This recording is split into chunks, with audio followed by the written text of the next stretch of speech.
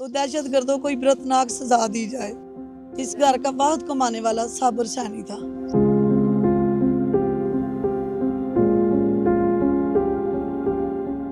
लोरालाई में होने वाली दहशत गर्दाना सरगर्मी 9 इंसानी जानें निकल गई। गुजरांवाला के नवाही इलाके सैब से साबिर हुसैन नामी एक शख्स का ताल्लुक भी उन 9 नौजवानों में से था जिन्हें लिसानी बुनियादों पर आईडी कार्ड देखकर गोली मार दी गई। उनके घर वालों के क्या तासुरात हैं और उन पर क्या गुजर रही है, आइए उन्हीं से जानते हैं।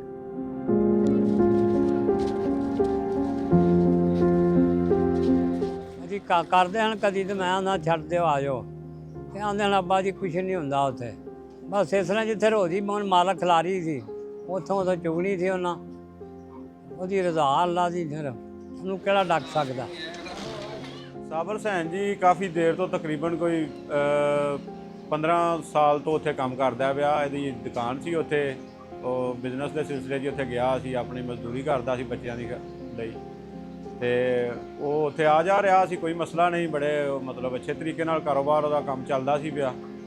ਤੇ ਇਹ ਹੁਣ ਉਹਨੂੰ ਕੋਈ ਮਸਲਾ ਸੀ ਥੋੜ੍ਹਾ ਜਿਹਾ, ਇਸ ਵਜ੍ਹਾ ਤੋਂ ਵਾਪਸ ਆ ਰਿਹਾ ਸੀ ਆਪਰੇਟ ਕਰਵਾਉਣ ਕੋਈ, ਉਹ ਰਸਤੇ 'ਚ ਹੀ ਫਿਰ ਉਹਦੇ ਨਾਲ ਇਹ ਮਾਮਲਾ ਬਣ ਗਿਆ ਜੀ। ਇਹ ਬੜਾ ਜ਼ੁਲਮ ਹੋਇਆ ਉਹਦੇ ਨਾਲ।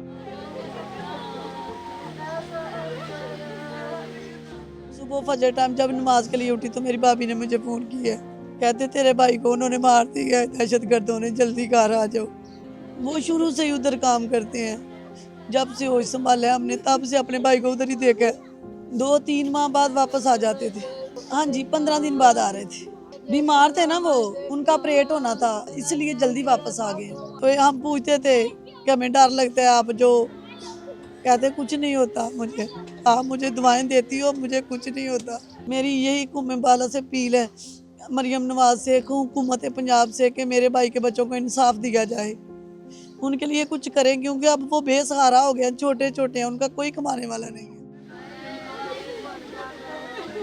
मकतूल साबिर हुसैन के वरसा पहले तो उसकी सही सलामत आमद के मुंतज़िर थे, मगर अब उसकी जान जाने के बाद वो इस आस में है कि कब उन्हें इंसाफ मिल सकेगा।